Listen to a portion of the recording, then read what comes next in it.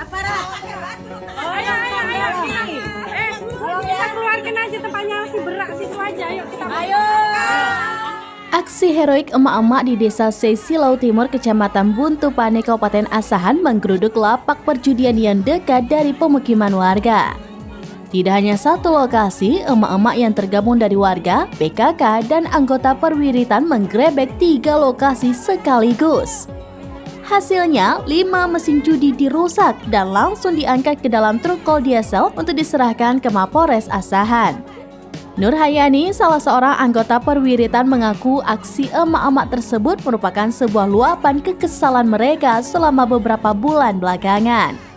Sementara Wartiman, Kepala Desa Sesilau Timur, mengaku 5 mesin judi tersebut diangkat emak-emak dari 3 lokasi yang berbeda-beda. Aksi emak-emak ini sudah lama direncanakan dan sempat beberapa warga yang datang ke rumahnya untuk meminta solusi kepada dirinya.